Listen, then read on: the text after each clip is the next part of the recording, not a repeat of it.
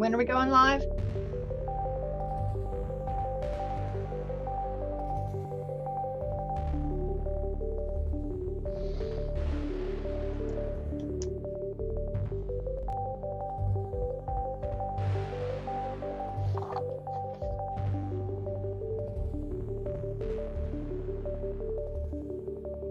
Okay.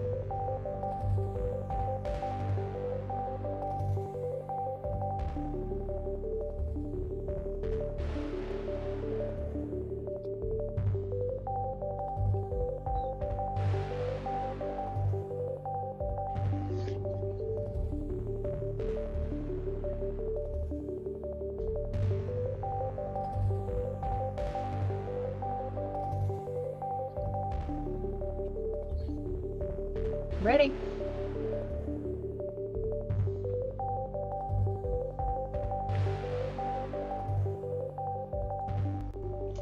All right. Good evening, everybody. And this is the March meeting for the Fort Worth Astronomical Society. We want to say welcome to everyone who's visiting, especially the new members.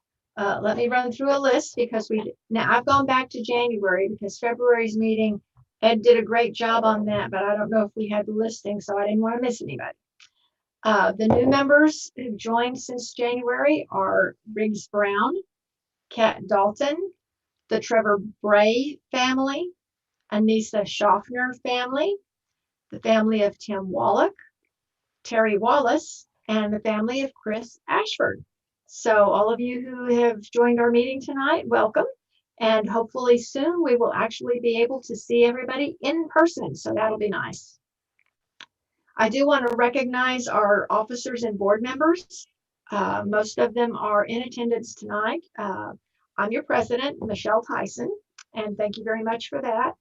Ed Gill is our vice president.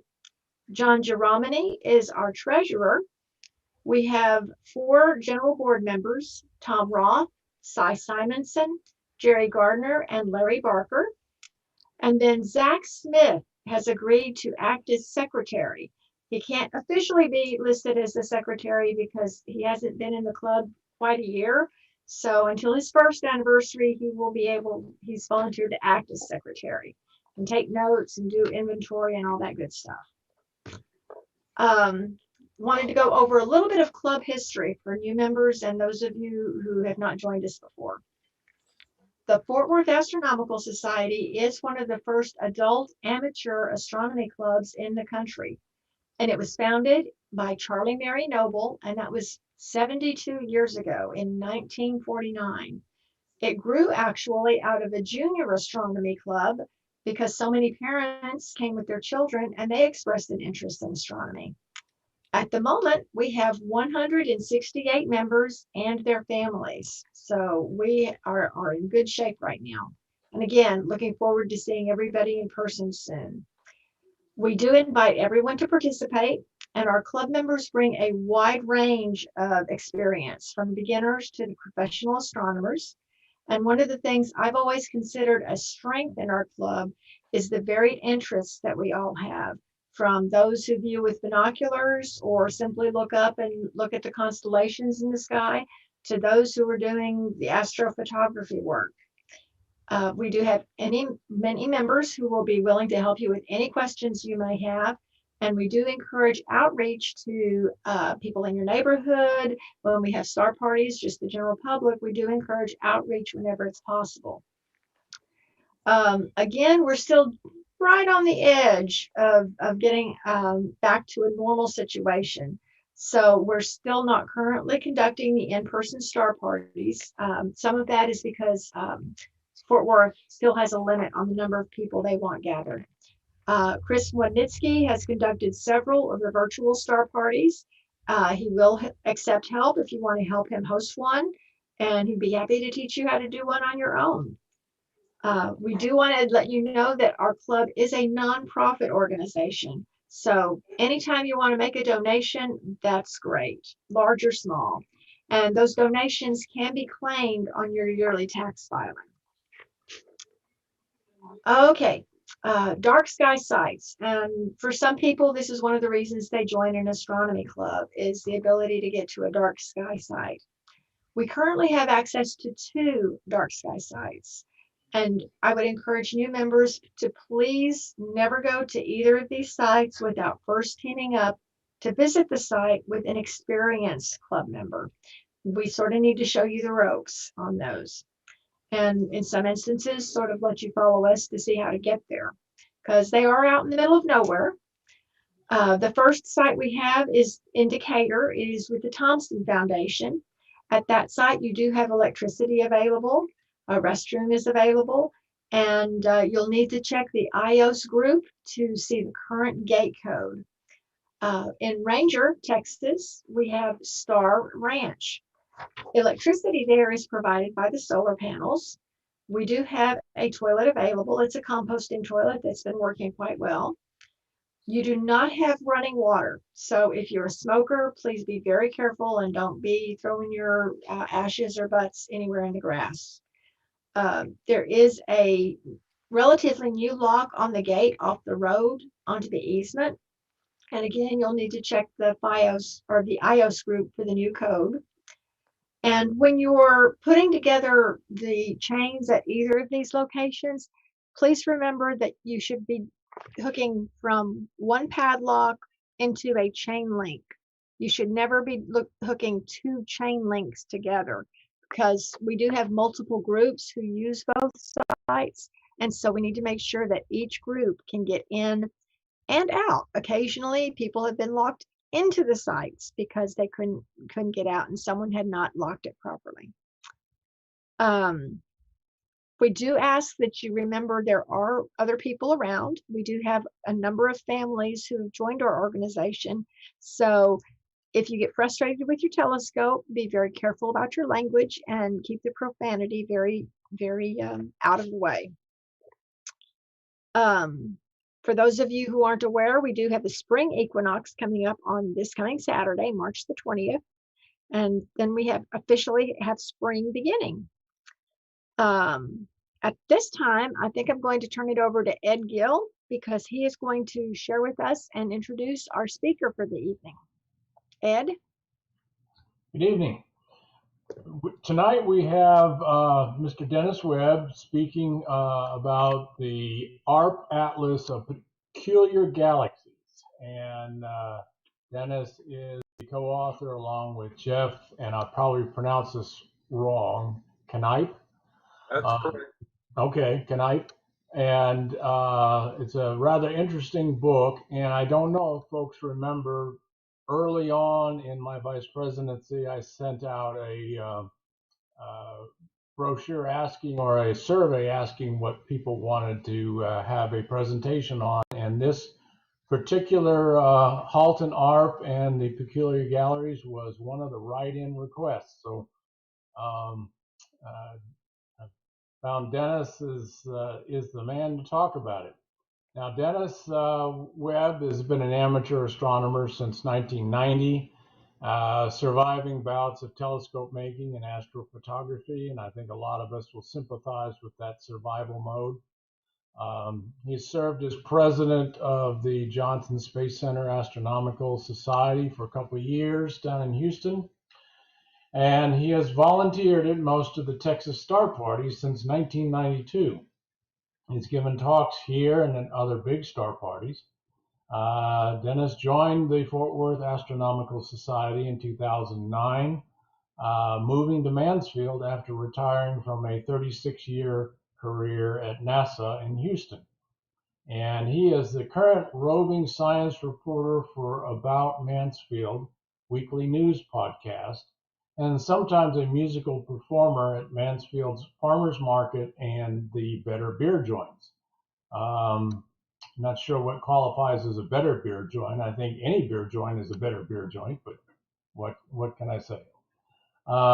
So without further ado, I'm going to turn it over to Dennis to share his screen and start with this evening's presentation. And thank you, Dennis, for volunteering to come and talk to us. Hey, thanks, Ed. Let's see, can I just kind of talk with my head for a little bit, and then I'll share the oh, there I am. I'm already there.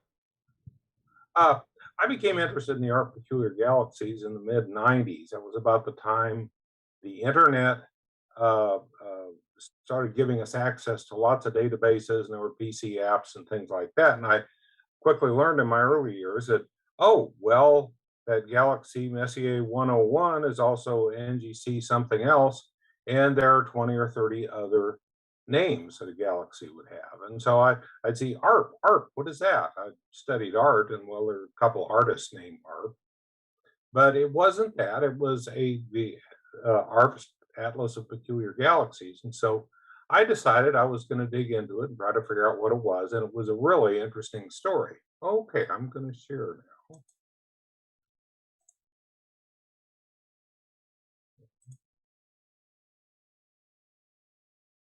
Okay, do you see my title slide?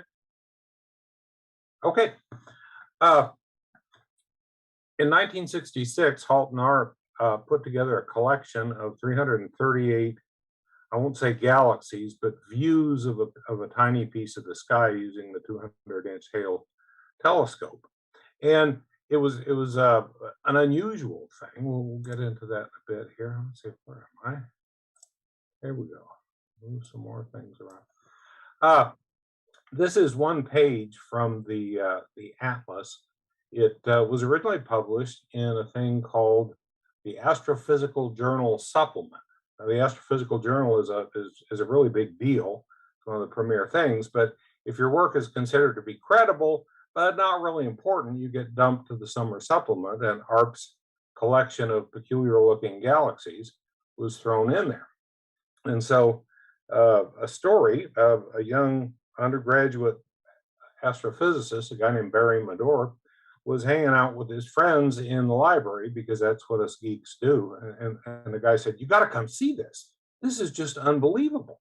And so they were leafing through the journal, and it was page after page of things that sort of looked like galaxies, but they were all very strange. And this was so unusual to them because at the time, you remember, this was 1966. We just, only a few decades before figured out that galaxies were actually separate star systems like our own Milky Way. And the main thrust of research was, how does a normal galaxy work? And in fact, most astrophysicists said, we don't care about the peculiar galaxies because they're peculiar and they can't tell us how a normal galaxy works. Well, ARP had a different idea. He said, well, no, if these are the things that are beat up and smashed together and squirting stuff out in ways we don't understand, they'll probably reveal some new insights into how a normal galaxy would work. And so that's why that was his motivation for collecting every weird looking galaxy he could find and try to put them into a structure. So he found these not so much by just poking the telescope up and taking pictures, but several earlier researches had been done to classify galaxies. And of course, there's the Hubble system of how a galaxy's morphology is labeled. But a number of astronomers had found peculiar things. A Russian named Vorontsov Velyaminov, say that fast 3 times, had kind of collected them because he thought they were interesting. And so ARP said, well, let's put together a good collection of the more interesting ones and see if just grouping them together, it'll tell us anything. What made these peculiar was they're not all symmetrical, and there are big lumps and knots and weird things, and sometimes 2 galaxies are wrestling, and a lot of times you can't tell what it is. So anyway, ARP, using the prior literature and some of his colleagues at the Carnegie Observatory would say, oh, show that one to ARP. He'll think it's interesting. And so we put together a list of objects and then photographed the smaller ones with the 200-inch Hale telescope. Another thing, that Barry Medor, that young astrophysicist, he's still at Carnegie Observatories, and he's married to Wendy Friedman, who's one of the leading theoreticians on the expansion of the universe. Here's a picture of young Halt and Arp around 1967 at the Cassegrain focus of the 200-inch telescope.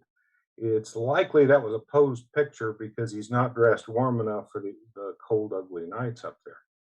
But anyway, he was a staff astronomer at Caltech and the Carnegie observatories, which were sort of intertwined. Carnegie Foundation paid for the telescope, Caltech provided the researchers.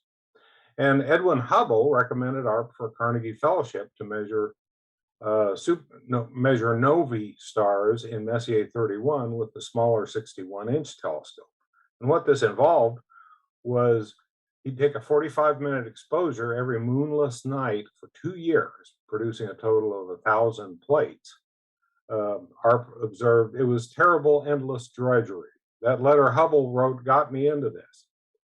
But it taught him how to take really good pictures with the really big telescopes, which was essential for his later work.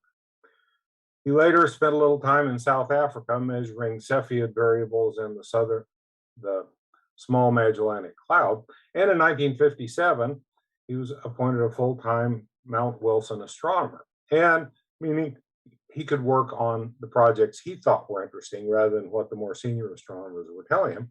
And it was around this time he developed an interest in the peculiar galaxies. This unreadable diagram is the preliminary taxonomy he put together. So you got spiral galaxies with 3 arms and 1 armed and 1 heavy arm, and spiral galaxies with companions on the arm and various brightnesses of those companions. And then at the bottom, I can't point, can I? I can't. Elliptical and elliptical-like galaxies with various things, sometimes close to spirals. Then this lovely amorphous thing called galaxies. There's one thing here I just love. Appearance of fission up here at the upper right. It's disturbed with interior absorption, which was the way I was described as an adolescent, disturbed with interior absorption. Concentric rings, amorphous spiral arms, a lot of, so he tried to group together the things that seemed to be similar, because if you study them as a group, you might see similarities and differences, and double galaxies and groups of galaxies. It's not a really good taxonomy, but when you're trying to build a classification system, you start with the relationships you can make.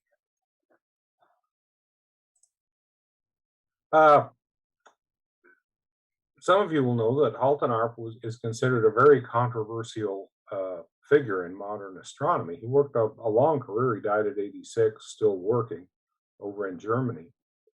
Around the time he was discovering or collecting the peculiar galaxies, the world had just discovered quasars, that were these high redshift objects that were there in the sky right next to the things that were a lot closer. And of course, that was a huge topic. And so at the time, we were just a few years after Hubble had measured the actual expansion of the universe going on. Further away things are, the faster they're moving. And the quasars were a really interesting new discovery. And so ARP happened to notice that they would find quasars around some of his peculiar galaxies, which kind of didn't make sense if you accepted the Hubble expansion, but because, they're just way background items compared to this this closer in galaxy. Well, ARP started to see patterns, and we'll look at a couple of those later on.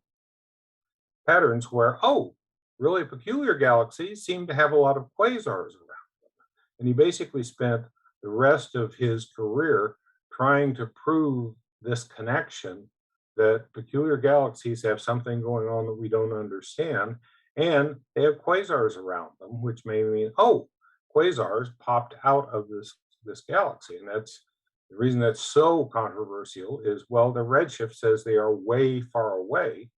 And so ARP and a few other people not in the mainstream had this idea that, well, the redshift in quasars isn't distance or recession velocity, it's some intrinsic property. Now, he was not a theoretician himself, and so other people have tried to make that case. I'll show you an example later. But anyway, it put him way outside of the mainstream, and in fact, by the 1970s, I think it was, didn't write it down. By the 1970s, he Caltech stopped and Carnegie stopped giving him time on the big telescope, which was, the great thing about being at that observatory was you had for a long time, the biggest telescope on the planet. You could do some of the best research. Well, anyway, they kept cutting his observing time. And finally, he quit and got a position at the Max Planck Institute for Astrophysics in Germany, where he worked out the rest of his life, published papers, went to conferences. I got to meet him when he came to Texas Star Party. I forget what year that was, 2006, I think. But anyway, so he worked until he died in 2014. Most of the peculiarities that he found interesting things, this is not to completely discount everything, most of them are fairly easily explained by some work done by the Toomry brothers, I think over in Europe, where you can kind of explain a lot of these strange swirly shapes because it's two galaxies ran into each other. You can get an app for your phone that lets you crash galaxies into each other and see what the shapes are. And a lot of the more dramatic shapes are clearly dynamics from collision, but there are plenty of strange galaxies still. Okay, any observer can study the ARPs. The Astronomical League offers a pen for observing 100. There are a wide range of field sizes. When I was doing imaging, I was doing what you might call wide field, 20 arc-minute fields. A lot of them are familiar Messier objects. The interesting thing in all of them is the low contrast features, and that he was able to, with this massive telescope but primitive photographic plates, he was able to find low contrast features that were in many cases more interesting than the obvious features. There are about 90 fields that are 11 arc minutes across, so you can fit them in a lot of CCD images.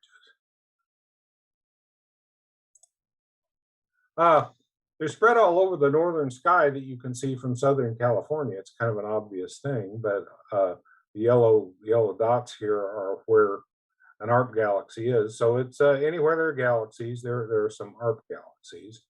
And this nicely illustrates the zone of avoidance, that where all those yellow ARP galaxies are. That's where most of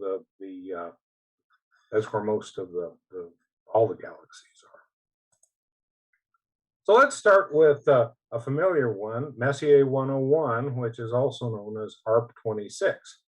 It's a spiral galaxy with one heavy arm, and this is the Atlas of Peculiar Galaxies image. It's a 32 arc minute field here, and you can see a lot of what's going on. There's a strange straight arm, which could be the heavy arm. Oh, this could be the heavy arm, the lump above the nucleus, and this strange bent arm at the top. It's one of the most studied galaxies in terms of the morphology. Also, you'll notice that it's kind of squashed. That on the right side, the arms are kind of spread out normally, and on the left side and the bottom, it's kind of squashed off. So it's a really interesting galaxy to look at. Here's a great Hubble image of the central region, and one of the great things of the last 15 years is the Hubble has, over its time, photographed a lot of the ARP galaxies. And so where ARP had kind of a shadowy thing with a very clear asymmetry, you get to now go look into each one of those arms. And then there's all those lovely blue new star clusters and the old stars close to the center. Here's part of the controversial stuff about ARP. I've got his books. The last one he put out was a little thing with a Canadian publisher that basically collects together all of his curious discordant redshift associations, or what he thought were the most notable ones. In this case, Messier 101, the galaxy we just looked at.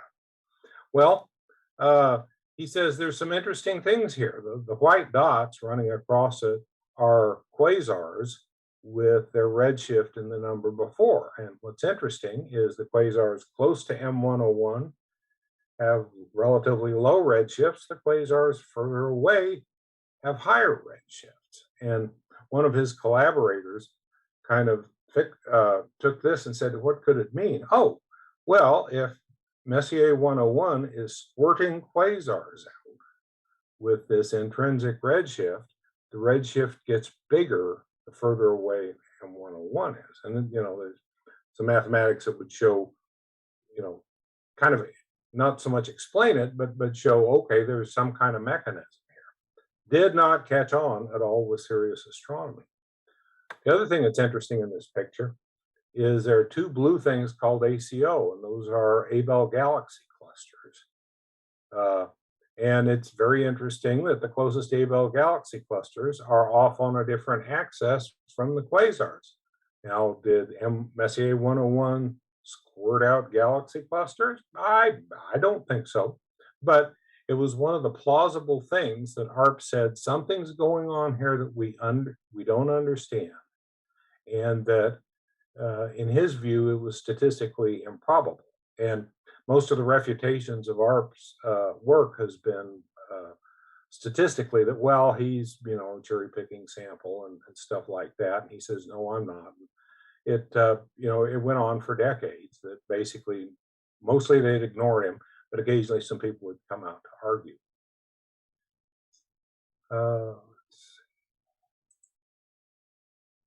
Here's another familiar Messier that's also an ARP. It's Messier 87, which is ARP 152, which is the big honking elliptical galaxy in the Virgo galaxy cluster. The reason ARP picked on it was that around the time he was doing his research, they had discovered a jet emanating from inside this elliptical galaxy. And of course, it was when that was first discovered, I forget when, it was a pretty interesting thing, because we all, prior to that time, okay, we know these big smooth blobs called an elliptical galaxy. They're pretty uniform, but there didn't seem to be much structure until they discovered this massive jet. And the upper right negative image is ARP's image using the 200-inch telescope, teeny image scale, and said, oh yeah, look at the shape of this thing. Now, of course, Hubble has studied this jet in quite a bit of detail. Here's a great picture of it, a little diagram, and the little blobs coming out of the black hole at the center of M87. This is a jet with just shooting stuff out. And the blobs now have lettered names. We don't name them after famous astrophysicists, but it's up to G, I think. A, B, and C were discovered probably in the time ARP made his picture, and then the others were added over time. And in fact, in the time the Hubble has, you can see the ones closest to the core are actually moving. I mean, you can actually, in a decade-long time frame, you can see these blobs moving. So he was right to pick this as a peculiar object. There's a busy little group of galaxies. Are there ARPs in here? Well, it turns out there's two. The one at the top, a couple IC galaxies, an elliptical close to and perturbing the spirals. And you can see that here's your elliptical down at the lower right, and it looks like it's sucking the spirals away from that really beautiful spiral galaxy. And then down below it is this other box, the ARP 79, a spiral with a spiral with a large high surface brightness companion on the arm. And again, this is a teeny field, 2.2 arc minutes wide. A comment about this picture: when we were working on the ARP book, we were recruiting amateur astrophotographs to put in it. And Don Goldman, some of you know him from his Astrodon filters, color filters. He had some great pictures, and this was one of them. I'd mentioned, but I'll pick on this a little more, the low contrast of some peculiar features. We're used to wanting to make a big, bright picture of a galaxy, but there's a lot that goes on. Many of the even if you have a bright galaxy, there will sometimes be really faint features. And there are sometimes features that are subtle structure of the brighter core. So if you want to know what to look for, patient visual advisors can see some of these things. I've got a friend, Dave Tosteson in Minnesota, who's kind of made a history of doing improbably possible, but nonetheless confirmed visual observations. And the thing that kept me excited about the ARPS was even the cheapest CCD imaging equipment. Of course, there's stuff other than CCD now.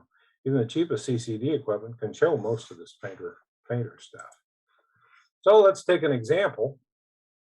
Messier 51, which is also ARP 85. It's a spiral with a large high surface brightness companion on the arm. That's kind of the familiar thing. But this lovely photo by Rob Gendler shows all the detail of what's going on outside. And so you've got on the top, you've got kind of a big bowed out faint area, a faint halo around the whole thing. And then 3 funny spikes coming out of the little companion, and then going down to the lower right is this kind of big stream of what's going on. And of course, ARP saw a little of this at the time, but nothing like what you see now. And of course, this is a normal astrophotographer with very good equipment, working meticulously.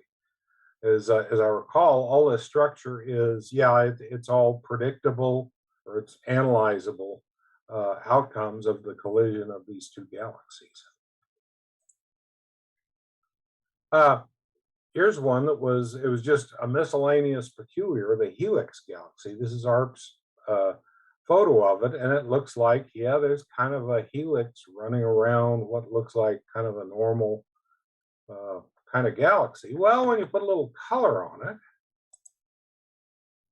you see a whole bunch of stuff going on outside of that. I'll go back and forth a couple times so you can see to compare. But up at the top, next to this bright star, it looks like there's a stream of stars coming out and bending over. And there's a lot of folds and subtlety in the region around the galaxy. I'm going to back up and show you this is what ARP thought was interesting and peculiar, and it is, because the texture around the galaxy is pretty spectacular. And this is what we now see. Again, this is a Ken Crawford, one of Don Goldman's friends. 1,000 minutes of exposure. And all of these amateur images are probably 10, 12 years old, so there's probably even better stuff now, but these were just a revelation. ARP 81, boy, I'd be hard pressed to call that a galaxy, but it was, and ARP recognized it. Well, when the Hubble looks at it, you get to see a lot more of the detail, and of course you got the color, so you can see the old reddish stars, the brown dust, then the light blue newly formed stars. And what's fascinating to me here is right kind of around the neck of the thing, there's a little band of blue stars, and then the big tail that sweeps to the right and up to the left is almost all new stars. So something about the mechanism of whatever kind of collision created this thing has stirred up the star formation and the stuff that got thrown out of the galaxy. It's just a beautiful picture. Hey, I mentioned disturbed with interior absorption. This was a Hubble release in 2005, and it just, it's a strange amorphous galaxy with a lot of swirly dust in front of it. When the Space Telescope Science Institute released this Hubble picture as a kind of a public education thing, they called it cosmic dust bunnies. A funny story, when you spend a lot of time studying things, as Jeff and I had with the ARP galaxies, it took a couple years of research to put together what we were putting in the book, on top of Jeff having already told the story by interviewing a lot of people, including ARP. The panel on the left is a reverted to positive image of ARP 192, and it had this narrow filament sticking out of it. A guy we got to know online, I think a Minnesota imager Rick Johnson in 2009 took a picture and said he emailed me because he knew of our work, and he said, "What happened to the spike?" And I called Jeff, and we look at the two pictures. And he said, "Holy cow! This could be the most. This could be an actual discovery. Something in a galaxy dramatically changing this month in 1964 to 2009." So Jeff has contacts in the world. They were able to. He was able to figure out exactly when ARP took his picture that had the filament, and he also followed his intuition and contacted the Minor Planet Center. And what happened was this was an artifact from an asteroid that had subsequently been discovered. And so this is the earliest pre-discovery picture of an asteroid track. Keep in mind, these are long time exposures. And so if an asteroid runs across, well, ARP thought he'd found a filament. He had found an asteroid. And for the scholarship Jeff did on it, the Minor Planet Center named the asteroid after Jeff.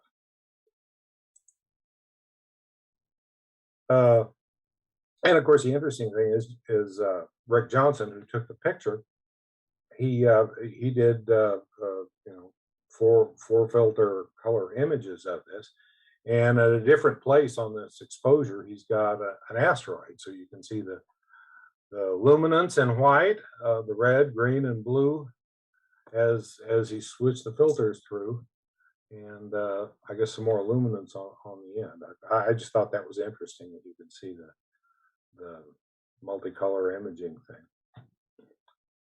We discovered an asteroid by it not being there, and there was another one. Really strange thing. This is just a gorgeous field. Hubble 2008. It's called the grasshopper. And ARP's image is, fairly interesting, but the color and just the composition and the galaxies nearby, I mean, you can say the universe is a very strange place. ARP 87, which is 3 galaxies in a fascinating arrangement. This was a Hubble Heritage photo. I one time got to meet the Hubble Heritage photos. It's actually a team at the Space Telescope Science Institute that looks at the raw data that comes down from the Hubble and is used for all the scientific stuff, and looks at which ones do we think would make a spectacular picture to release. And this fellow who's pictured there is Olt LeVay, is the guy who does most of that. I got to meet him once, and the one year I didn't go to Texas Star Party, he came out and spoke. I really hated missing that. But anyway, this picture got a lot of press attention, and I get an email from a guy out of the blue who said, "Hey, you know something about these ARP things?" Yeah. They're really interesting visual. Yeah. Can we put on an art show about them? And so I said, yeah, and we collaborated. And then I didn't hear anything, and he lost his job and ended up at a different university 2 years later. And he said, "I got the board behind me. We're going to do an art show about the ARP Peculiar Galaxies." And Ashland, Oregon, delightful place. Anyway, he had a bunch of ARP's big things printed up. I've got 2 of them out in my garage. And we got to come. We got to talk to the National Public Radio station, and the newspaper wrote about us. But it was I'm very grateful for this picture, letting me have a very strange side adventure. Perfect 10, Hubble 2008. This was another public release thing, but it's I should remember what to call this, but it's basically it's a collision of 2 galaxies. One kept its core in one ring, and it looks like all the young star forming regions got ripped off and left behind as a ring. But perfect 10 sounds good too. Here, and in fact, this was one of the areas that ARP got right in his taxonomy, the galaxies with rings, is he actually has a sequence as you go through this section of the atlas where you have these 2 galaxies colliding at various stages of the of the collision, and you can see how the ring would form. But just a spectacular image. Tadpole, really, it was notable in ARP's atlas, and here's just a huge, deep Hubble thing. Look at all the galaxies in that field. And this is, again, a fairly easily modeled thing to say, yeah, that's a collision of two galaxies. And once again, all the young star forming regions are out in the tail. Crazy thing, it's a Jeep. It's a Jeep with a tail. Narrow filaments, and of course the ARP's image didn't have the resolution, but you can see there's a very thin filament coming out of the top of that. Again, likely a galaxy merger. This one, material ejected from nuclei. One of the things that ARP thought was, well, this was even before he talked about quasars being ejected, is that some galaxies squirt stuff out of them. And this is kind of the metaphor of young groups of newly formed stars being squirted out of a galaxy at another galaxy. I should probably research what we think about this, but it's that's not a normal galaxy. Appearance of fission, one of ARP's other, not so much a theory, but a notion is, oh, a galaxy could split into two galaxies. And if that happened, this might be something of what it would look like before the spirals all settle down. I don't think that's something anyone thinks, but the notion of putting a name on a structure, it lets you, it's a way of organizing similar things together. And even if there's no fission at all involved, it's still a useful term, because the appearance of fission things they're a bunch of funny looking galaxies. Here's another one, the mice, NGC 4676A and B. Again, well, the thing that I think is interesting on this is if you look between the two galaxies, there are two or maybe three very fine threads of apparently hot young stars between the two galaxies, and again it's a thing that this is a normal product of collision between between two galaxies, but it's a spectacular picture. More appearance of fission. This one, it looks like a bagpipe, again squirting out hot young stars. One of my favorite of the ARP galaxies in ARP's atlas, the top figure looks like an eye with makeup, and I don't know, it's just a beautiful set of swirls. And again, it's two spiral galaxies interacting and distorting the shape of the spirals. But this was, I think, released to announce the 21st anniversary of the Hubble.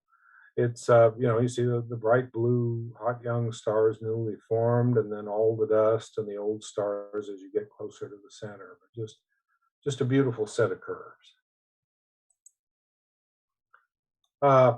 In 2009, some of you may remember, it was considered the International Year of Astronomy. And in fact, that's where the Night Sky Network came from. It was a JPL initiative to say, let's try to hook all the amateur astronomy organizations together and build an index. So if you show up in a town, you can look and say, are there any astronomy clubs nearby? And oh, these guys are having a star party. Back when we could travel, anytime I go to a new town, I always look there and see, is there an astronomy club that might have an event? So I, for one, as a roving amateur astronomer, appreciate the work it takes to make the Night Sky Network go. But anyway, to promote the International Year of Astronomy, they had a beauty pageant to decide which was going to be the official International Year of Astronomy thing. And out of 140,000 votes, close to half of them voted for this lovely thing. One of the more controversial things in ARP's work, I mean, this may not be the right photograph, but is Stephan's quintet. This is one of the examples of discordant redshifts that I think the three orangish galaxies are at one distance, and then the bluish galaxy is at another distance from redshift. And actually, the upper left orange thing, it's got a tail that runs out, and at the end of that tail is something at still a different redshift. And this was a thing fairly early on, that once they started taking redshifts of galaxies, ARP pointed out that, well, there are things that are supposedly at very different distances that are actually interacting. And people say, well, no, it's chance alignment. And so, but anyway, that's a lovely picture. This was, I think, after one of the Hubble repair missions, and they said, Hubble's back, and so they released this picture. This picture is kind of remarkable of this very familiar field, because at upper center, or the center orangish galaxy, there's a lot of fine detail in it, what looks like filaments shooting up out of it, and strange lines of knots. It's just if you didn't know it was a galaxy, you wouldn't think it was. Double galaxies, kind of a pretty thing. There's oh yeah, I had a thing I wanted to do about this. It's interesting to see this kind of crystalline new. The light blue color is hot young stars embedded in this halo of older stars, and then at the upper right there's a bunch of star clusters kind of out on their own, and then if you look at the low surface brightness outer edges, there's all kinds of swirls.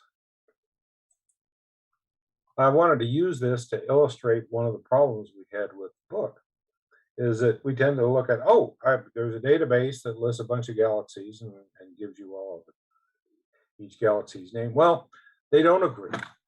And if you have a printed book, it won't necessarily agree. And so this was one of the most complicated things I had to understand. The text in black is what we put in the book because we decided that was the most correct and had the most sources agreeing. But if you go to other databases, you might find the things in red. And in fact, ARP, in his own table listing the objects, he had confused ARP 296 and 299, and he had reversed them. And so it was, we decided to use the modern interpretations rather than stick with his stuff. But it was an interesting thing when you're talking about really faint galaxies that haven't been studied. Some of the problems go all the way back to the New General Catalog in the late 1800s, when mistakes were made there. So just a lesson that when you're using tables of data, you have to look at them with a little suspicion and verify anything if you're going to draw a conclusion from it. I did not know that before I started this. So observing ARPs is hard. How can amateurs observe the ARP galaxies? Well, this would be the point where I would stop and say, hey, you need to go buy this book, which is the book that I've talked from here today. It's been very well reviewed. It sold pretty well for kind of an expensive book. It's almost $40. But I can't tell you to buy it today because the publisher, Wilman Bell, has shut down. And so technically all of their books are out of print. They're in the process of selling the business and the catalog. But so those of us who are authors with Wilman Bell, we don't know if our books will come to the light of day anytime soon, but we're hopeful. And a lot of the books in the Wilman Bell catalog are good sellers. So we think some of our books will make it to the other side, but it's just business. So with that, I'll switch back to, can we switch back to my smiling face, and I'll take any questions. Is it possible to take questions? It certainly is possible, and I think we can look at the chat. If you stop sharing your screen, we'll go back to the just go ahead and see your smiling face. Do we have any questions from folks who want to put it in the chat? And Ed, people are also allowed to unmute themselves. So if Okay. anyone wants to speak up, you can do that. Trying to find my unshare thing, but it's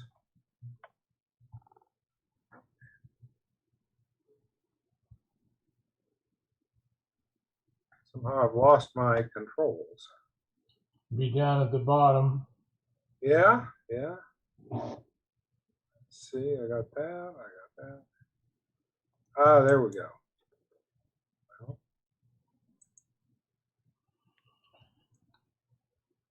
somehow they're hiding. Anyway, well, I'll take questions. You don't need to see me. That's a picture of me, Halton Arp and co-author Jeff Knife, I think at the 2005 Texas Star Party. We are three guys red-shifted before the brick wall. A photographer friend took that. Dennis, Yes. there is a question on the chat. Has Oh, the variation in redshift been explained in galaxies with interacting quasars? Well, yes and no. That the general view is they're chance alignments. That it is, well, yes, yeah, I see that strange arm that's been swooped out here and it's touching this quasar, but you can't prove that they are physically connected. Oh, here, I can unshare now. Oh, thank you. And so Art felt very strongly that there were enough of these examples that it was a compelling thing. And he did some of the hard statistics that I no longer do statistics, but he thought his statistical arguments were compelling. But by and large, the serious astronomical research world says, no, they're just chance statistics. ARP has a knack for finding them, but they're not really connected, and that redshift is an unambiguous indicator of distance.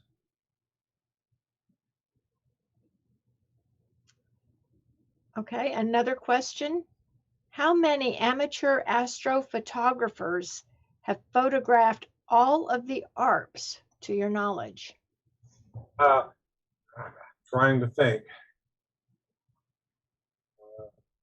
The couple guys in Arizona whose name Jim McGaha and the guy who founded the International Dark Sky Association, they had photographed all of them.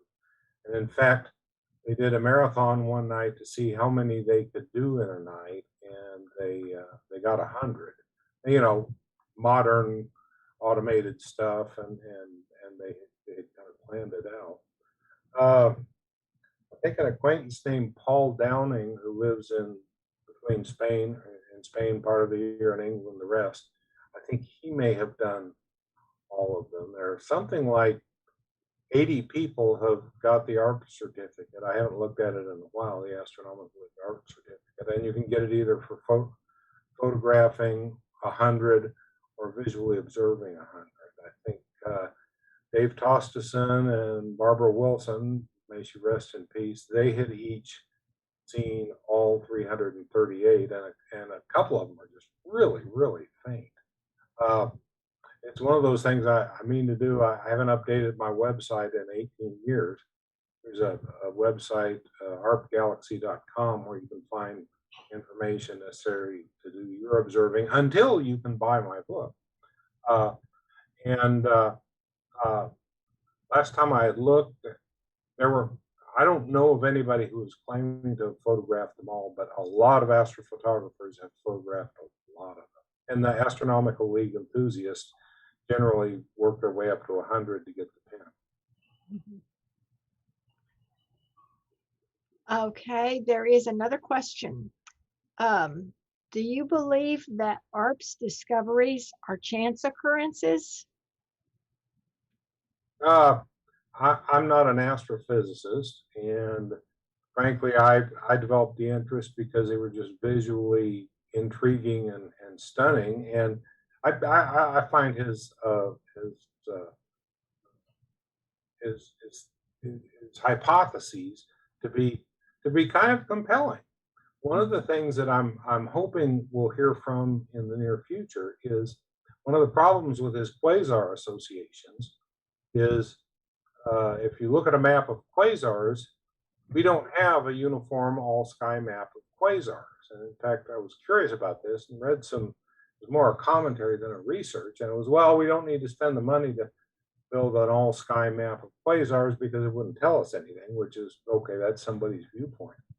As I understand it, the new Gaia catalogs that come from the Gaia satellite, one of their forthcoming catalogs is going to be a pretty comprehensive all-sky map of quasars, at least down to a certain depth, a certain faintness. And with that, there can be some new, there will definitely be study of, are the quasars uniformly distributed as they appear to be from the early work on just, because quasar studies, somebody would take a picture of a small piece of the sky and go find all the quasars and count them and see if there were patterns. But when you've got got an all sky survey like the guy is building, you can now look pretty closely for, okay, what are the anisotropic, the unevenness of quasar distribution, and does it relate to anything else? And it's entirely possible that if there's something to what Harp was hypothesizing, that yeah, whatever the unevenness is of the quasar distribution, you might be able to tie it. He won't do that himself. He's gone to his reward, but there are enough enthusiasts and people who were, we'll say, more than tolerant of ARP. Barry Medor worked along, even though he spent his early association with ARP, he's worked a very long, successful career with Caltech. And he's married to Wendy Friedman, which I think is really cool. So I think something will come out, and it probably wouldn't be in the way that ARP might have predicted, but he would say he'd be tickled about it because, well, I'm an observer. I find interesting things, and the theoreticians need to be able to explain how it works, which was infuriating to the theoreticians.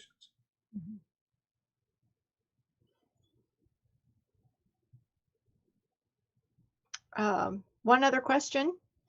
Ever thinking about being involved with writing again? Are you currently doing any books? Well, yeah, it's funny, my career at NASA, I did business correspondence and trying to untangle complicated things. So I wrote most days. In fact, in the later years when we had Blackberries, I'd be writing 6-paragraph emails in boring meetings on a Blackberry. So I write, well, in fact, to talk about it a little bit, I figured out early on in my career that if I have a problem, I just start writing. Put the facts down, try to find connections. And so these days, anytime I get curious or emotional about anything, I just start writing. And so I've got several things going. As Ed mentioned, I'm the roving science reporter for a friend's local news podcast here in Mansfield. I never thought I'd be a podcast guy. I have a face for radio, so it works. But my friend Steve said, hey, would you be my science reporter? I said, there's no science going on in Mansfield. And he said, well, think about it. And I got to think about it. Well, yeah, there is one story that's really big right now, and that's the epidemic. We see the epidemic through the eyes of the national news, and that's 90% of what we hear, and you hear a little bit of local. The local papers are doing a really good job of covering. But here in little old 70,000 population Mansfield, you have to dig to find out, is it bad here? Is it not bad? So I do a weekly bit of analysis and speak into a microphone, and it goes out on the podcast. And so I count that as writing. And every so often an interesting science story will pop up, and I'll write it. But like I say, not a lot of science happens here in Mansfield. So I stopped working on annals 2 or 3 years ago because, well, I'm old and I could no longer sit at the workstation doing online research and building new illustrations for 6 hours at a whack. I'm good for about 40 minutes, and I got to go have some coffee or something. And so we left thinking it was going to be a mutually beneficial thing. So the publisher was doing the illustrations, but I still miss that writing, and so I write a lot on Facebook. I'm one of those guys who writes 8-paragraph posts, which enough people have stuck with me. I keep doing it. And then, well, my parents died. My mother died 2 years ago, and so my sister and I were going through their papers and photos, and it turns out my parents had written a massive amount of their memories across their lives, mostly on the young side. And so we said, well, let's pull this stuff together, put it in a book, and go through the photographs, see if we can illustrate that. And we ended up building a 300-page book. It's basically their memories, little bits we filled in, stories and so we gave that out to family for Christmas this year. And I probably have 2 books out of that. I'm working with my dad's professional organization, Society for Exploration Geophysicists, and they may do a book that's basically his memories with a little bit of explaining that stuff. Another book, a Western regional interest. My mother's parents were Swedish immigrants who homesteaded in Wyoming, and a lot of my mother's memories there. We've got a lot of genealogy. I might do that. So I've got books 7 probably in hand, book 8 if I want to work on it, and then book 8 and book 9. I'd like to get to 10 before I die, and I think that's achievable. Well, we've certainly enjoyed you this evening, Dennis. I think for some of us, at least, you've opened up a whole different way of looking at some of this stuff. And yeah, some of the astrophotography on those galaxies is wonderful. So thank you very much for sharing with us tonight. Thank you so much for listening to an old guy. This doesn't happen to us every day. And I want to appreciate you, Dennis, for stepping up and doing this presentation. I have read the book. I found it fascinating. I have the book. I bought it just before Wilman Bell went out of business, so I was lucky to get a copy. And it's a worthwhile book if folks can get their hands on it from a human interest, both Haltenarp's life as well as all the cataloging and the astronomical phenomena involved with Peculiar Galaxies. So again, thank you very much for stepping up and doing a presentation. Oh, you're welcome. And it was a good opportunity for me to learn how to make a PowerPoint that might work on Zoom. I guess what was it pretty clear all the way through? It was fine. Yeah, it was perfect. Thank you. All right, let us move on then to the business part of our meeting, just so we can clean up all of the informational stuff. For the new members, when you join the e-group, we do have a lot of families in our club. And because of the logistics of trying to maintain an accurate listing of current members for our e-group, our communications group, the current policy is that we have 1 email address per membership. So it's suggested that a good idea for a family membership is to establish an email account, like a Gmail account that can be accessed by all the family members, whether it's 2 people or 5 people. And that way, everybody in the family can get information on what's going on in FWAS, and we can still make sure that the group is contained. And I do want to thank all the new members who have been listening, and you've been asking when somebody's going out and hooking up with them to see the new sites. So that is great. If you just remember, if you do reach out to someone to meet up with you, sometimes people don't always check their email every 15 minutes or 30 minutes. So they may miss somebody who's reaching out.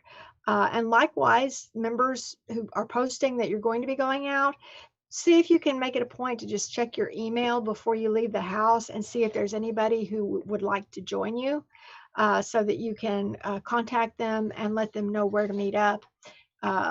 we're hoping once everything opens up and depending on Thompson and their particular rules and what they feel comfortable with, we'd like to host a picnic. And generally, in normal circumstances, we would try to schedule a picnic at Thompson's twice a year, spring and fall, so that the new members coming in can come, eat food, get acquainted with new members, old members, test some of the equipment. If you've never had a telescope out, you can be taught how to use a telescope with some of the club's equipment. That's how I learned. I still remember my first picnic and Sean Kirchdorfer showing me how to use a Dob and all of that good stuff. So hopefully we're hoping to do that in May or June, again, depending on how things go and what Thompson's rules might be. One thing I do want everybody to be aware of, in June, we have elections for the 2021-2022 officers and board members. And I bring it up now so you can start thinking in the back of your head. But our bylaws say, as far as qualifications, all of the executive board members must be members in good standing, and they must have been a member for a consecutive period of 1 year immediately prior to nomination or appointment. So if you joined the club after August, you are not going to be eligible to run for one of the positions. If you joined in June or July, then you would be able to go ahead and become a board member. So these are the different levels that we have on the board, and the board meets every 2 months. We meet in odd numbered months. Currently, I'm the president. I am willing to continue, but if there is someone else who is interested, feel free to speak up. The vice president, Ed Gill, has actually served 2 years, so he will not be eligible to continue with that position next year. So we will be seeking for one of the members to step up and take over that position. If you have questions, you can communicate with Ed and ask him what he does. And I know he will help you transition into that new position also. And the old officers always do work with the new board coming in to make sure, everything is passed on the way it needs to be. Our treasurer currently is John Geromini. He has said he's willing to continue. Again, if there is someone else interested, please let us know. For secretary, Zach Smith has volunteered to be our secretary, or acting secretary at the moment. We're hoping he will run for a permanent position because he will hit his 1 year eligibility in August. We'll have 2 board member positions that are coming up. Jerry Gardner is ending his term. He took my place on the board this past year when I went into the president's role. And then Larry Barker is finishing up his 2nd year. So if that is a position you would be interested in, again, reach out and we'll answer any of your questions. In fact, at the board meeting last week, we meet the second Tuesday of every other month. I wanted to let everybody know, I'm sure you're aware that Bill Nichols, who is a longstanding member of our club, passed away in January. I want to thank everybody who was able to share in the memorial service, either by coming in person or joining on Zoom. And the board did agree to make a donation of $100 to the Alzheimer's Association in memory of Bill Nichols. That was one of the organizations he requested donations be made. And then John is on here. So John Geromini, he's our treasurer, and I'm going to let him unmute and share any information he might have. Give me just a second and I'll share my document here. There it is. Yeah, I was glad you mentioned that, Michelle, about Bill Nichols. We did send that check. I think I sent you a notice about that. Between Michelle and Matt Reed, I thought they did an excellent job and represented FWAS there. Interesting man. One of the first people we met when my wife and I joined the group.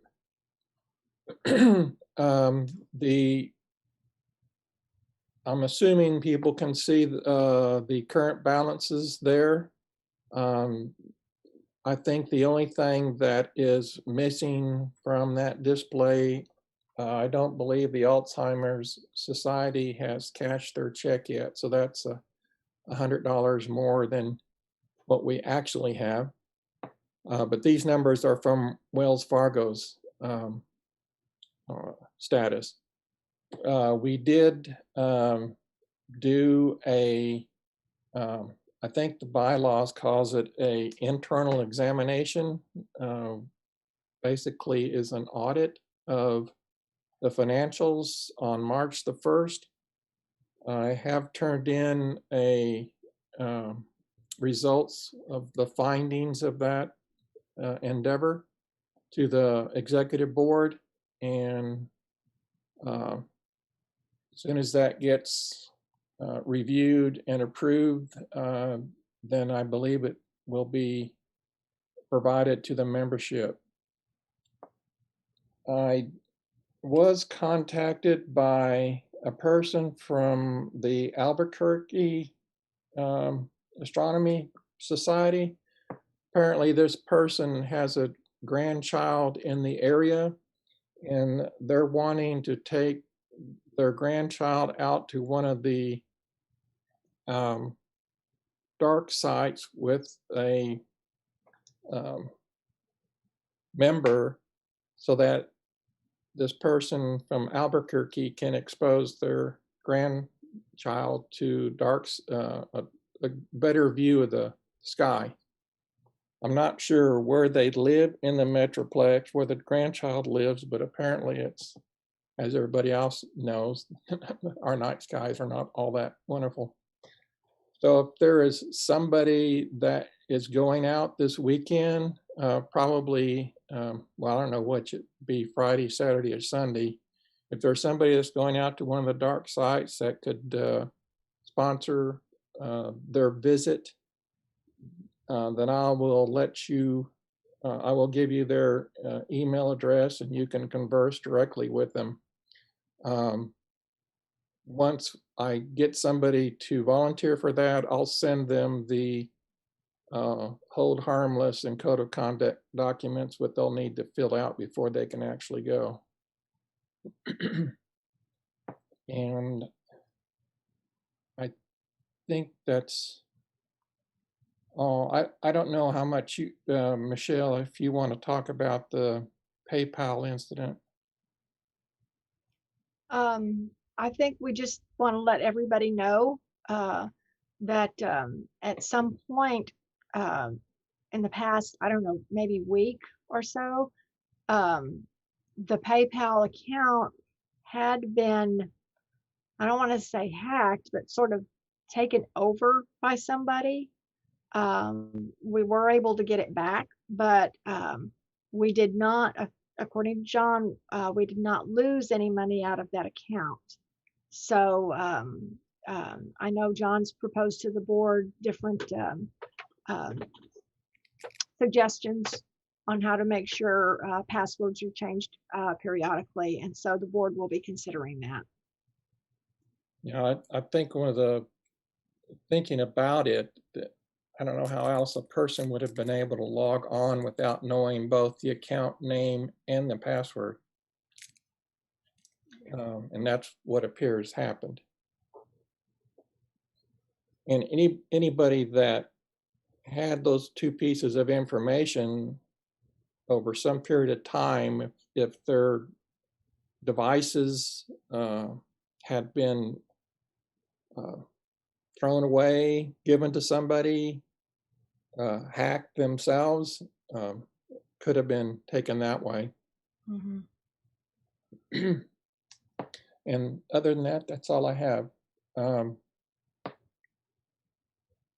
Zach, I'll send the copy of this document to you to include with the notes. Okay. All right. Let's go to outreach. Are you going to unshare? Oh, if I have to. But dee. Okay. Again, as we said earlier, we're still a little bit on hold for the in-person star parties. Last week, the board did choose to cancel the Tandy Hills Star Party that's scheduled for March 20th. Again, Pam informed us that the city is still enforcing their limit of 10 people at an outdoor gathering. The next Tandy Hills Star Party is currently scheduled for April 17th, and we will see how things shape up over the next few weeks. Again, if any of our wonderful astrophotographers or anyone else who works their computer off of or off their telescope off of the computer or an iPad so that it gives a larger screen to show people, that would be helpful. We can obviously still make sure there are monitors who can control the crowds. I don't think we have Tandy Hills is not anywhere near like what we used to have at the museum, so it's going to be more controllable. But that will help to keep the crowds from getting too close. Again, virtual star parties. Chris has been holding some. I think he's planning on something this weekend. Open to having others assist him.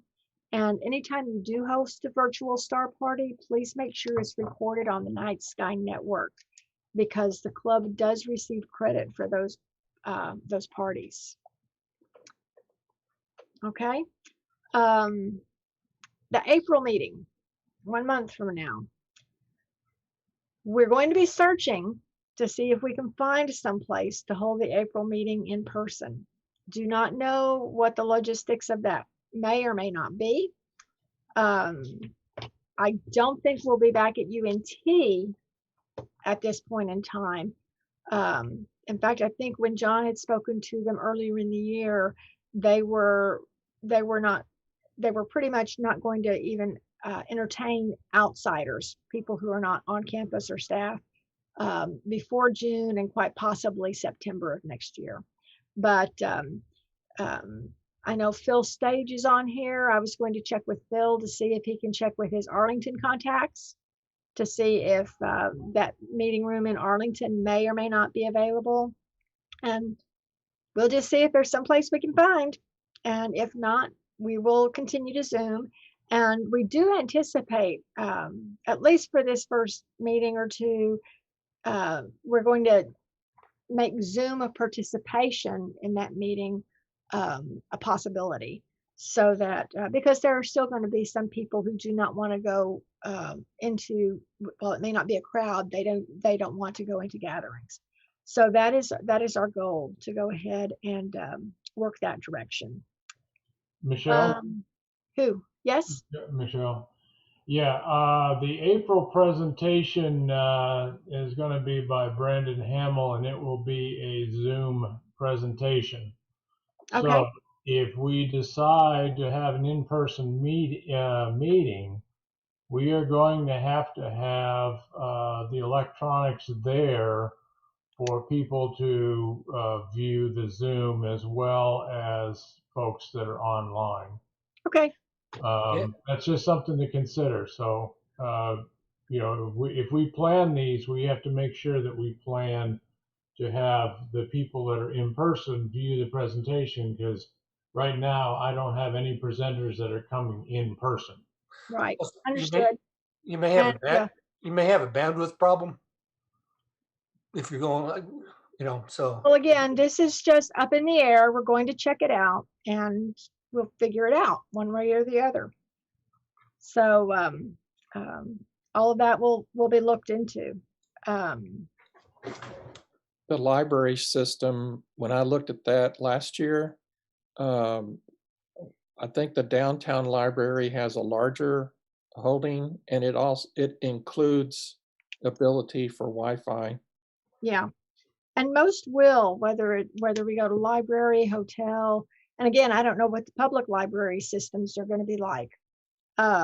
We'll have some type of Wi-Fi available. And again, that's just something we have to look into. And again, cost, because we obviously don't want to be spending hundreds of dollars for one room for an evening. That's just not practical. So it's and I just want to let everybody know we're looking into it, and we'll see what we can come up with. Michelle, I'll Yes. be checking with Arlington to find out what their requirements are here pretty shortly. Okay. And we'll let you know. And we do have Wi-Fi availability there. Okay, great. Okay, thank you very much, Phil. I know that room that we were meeting in for I think astrophotography was meeting there, and we met there for deck planning. It seemed like it would be a good area. It was big enough where we could still keep people distanced if they wanted to. And again, no matter where we go, they are, I'm sure, going to have their own rules as far as masking. So we will just have to see what we come up with and work from there.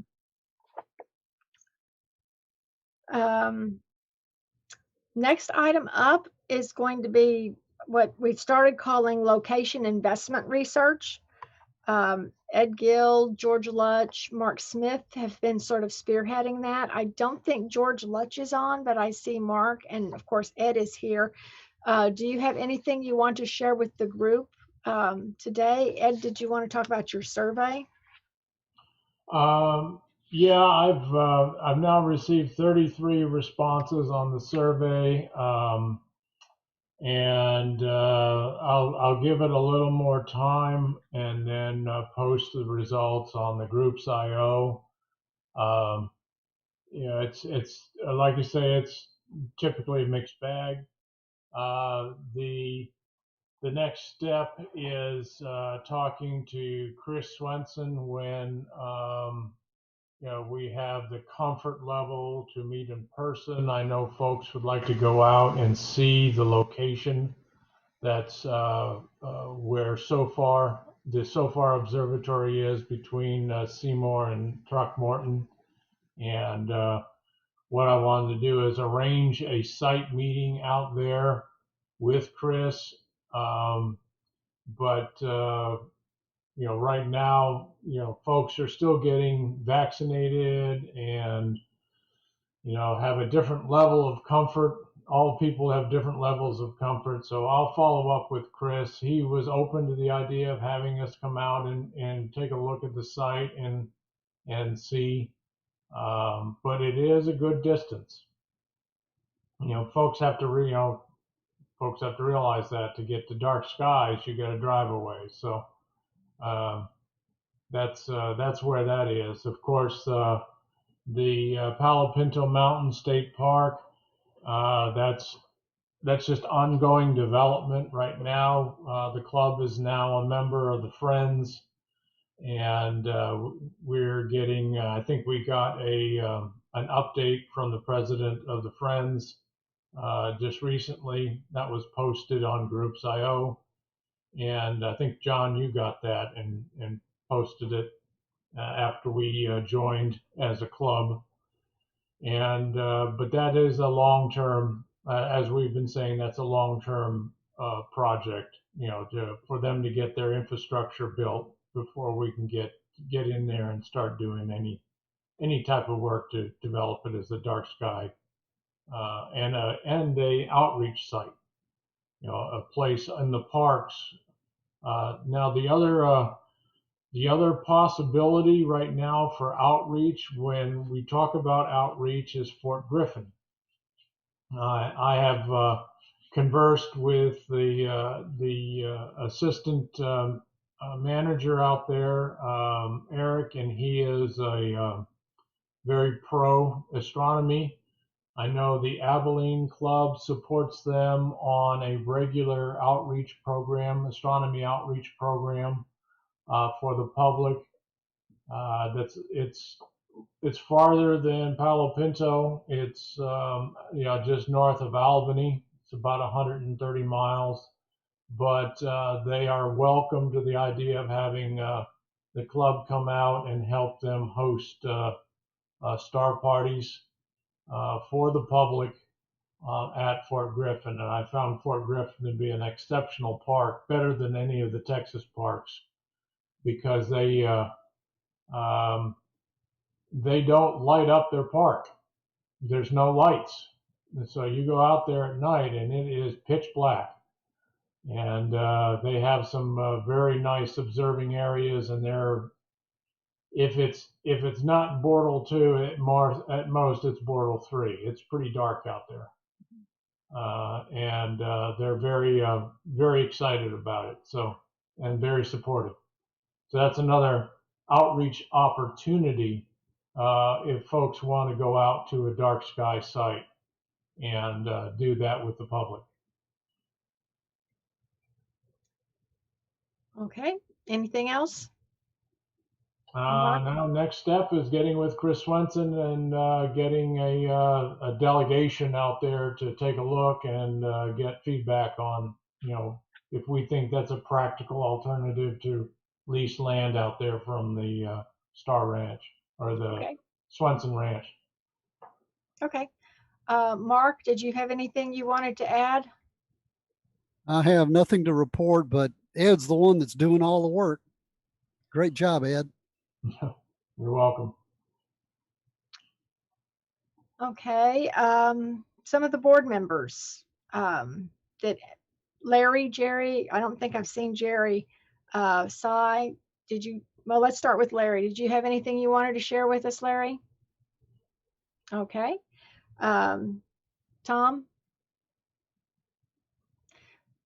What about Cy? I got nothing. You got nothing. Is Jerry on there and I've missed him by chance? Okay, guess not. Well, let's go ahead. This will officially bring the meeting to a close. I always leave it open so you can chat amongst yourselves about whoever, whatever, and just visit as close to a regular meeting as we can get right now. So good night and thank you for joining.